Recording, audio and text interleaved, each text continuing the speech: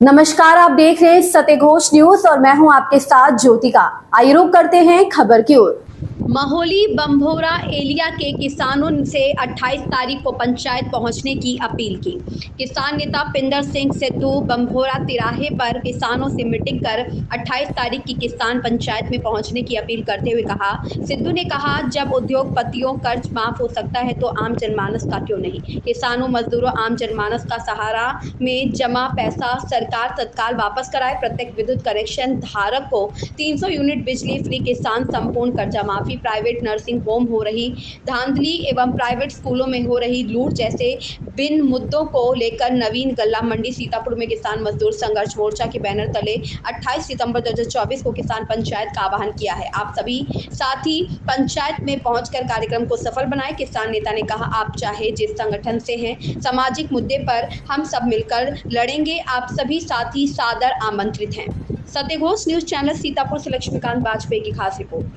साथियों, जैसा कि आप सब जानते हो कि 28 तारीख को किसान महापंचायत नवीन गल्ला मंडी सीतापुर में रखी गई है। बैनर भी सब जगह लगे हैं, प्रचार भी हो रहा है।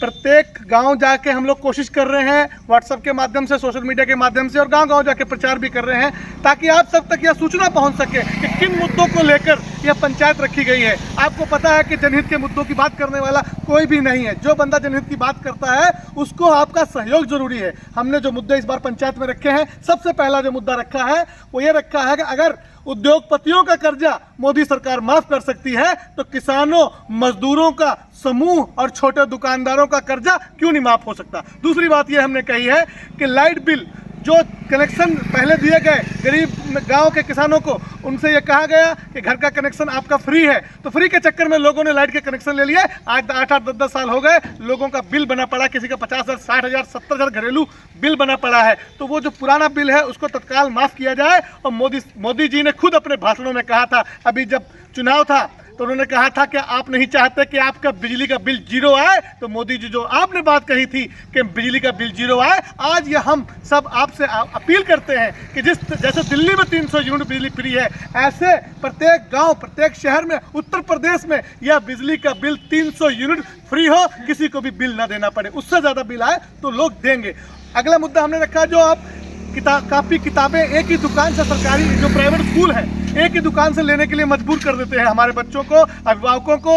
एक ही दुकान है जहां से आपको कापी किताब सब चीजें मिलेंगी, वहां से मोटा कमीशन स्कूल को जा रहा है। आज प्राइवेट स्कूल एक धंधा बन गए हैं, उस धंधे में हम सब लोग बिकते जा रहे हैं। हम अपने बच्चों को पढ़ाना चाह रहे हैं पर इतनी महंगी फीस, इतनी महंगी कापी किताबें। आप सोचिए क्या है उन किताबों में। हर साल किताबों के सिर्फ 2 पेज बदलते हैं। 2 पेज के बदलने से अगर हमारा बेटा 5वीं क्लास में पढ़ रहा है और हमारा छोटा बेटा या बेटी 4थी क्लास में पढ़ रहा है, तो हमारे 5वीं क्लास के बच्चे की किताबें अगले साल उसके इस्तेमाल में नहीं आती। क्यों भाई, ऐसा क्यों है? क्या हो जाता है उनमें? एक साल में वो किताबें खराब हो गई। 7-7, 8-8 हजार रुपए का कोर्स 5वीं 6ठी क्लास के बच्चे का आ रहा है। क्या है उन किताबों में? 700-700 रुपए की किताब वो आ रही। सब जगह एक सिलेबस हो प्राइवेट स्कूलों का, और हर साल किताबें ना बदली जाए। किताब कम से कम 10 साल, 8 साल बाद किताबें बदली जाए, ताकि हमारा जो बच्चा 7वीं में पढ़ रहा है तो 6ठे में जो हमारा बच्चा पढ़ रहा है, अगली बार वो किताबें हमारी यूज में आ जाए। इसके साथ जो प्राइवेट अस्पताल खुले हैं, इन लोगों ने धंधा बना लिया, मौत के सौदागर बने हुए ये लोग। इन लोगों ने सिर्फ स्ट्रेचर खड़ा कर लिया, कोई डॉक्टर इनके पास कोई कुछ नहीं, ये धंधा बना के बैठ गए हैं। ये बाहर से डॉक्टरों को लेते हैं और अपने यहाँ जच्चा बच्चे का जो भी कोई ऑपरेशन या कोई और भी करने के लिए जब भी इनके यहाँ कोई जाता है पेशेंट, ये आशा बहुओं से मिल लेते हैं। सरकारी अस्पताल जो जिला अस्पताल है वहाँ पर आशा बहुएं और 5-7 दलाल वहाँ बैठे होते हैं। वही लोग कहते हैं फलाने अस्पताल चले जाओ, लखनऊ चले जाओ, प्राइवेट में चले जाओ, बढ़िया इलाज होगा। सब जगह उनका कमीशन फिट होता है। तो ऐसे अस्पतालों की जांच करके जो लोग मानक विहीन जो अस्पताल बने, इन पे कार्रवाई हो। सहारा का पैसा, आप बताइए, सहारा का पैसा आम जनमानस का है, किसान का, मजदूर का, रेडी वाले का, पटरी वाले का। किसी ने अपनी बेटी की शादी के लिए जमा किया, किसी ने अपने बुढ़ापे के लिए जमा किया, लेकिन सहारा का पैसा सरकार नहीं दे रही है। लोग परेशान हैं।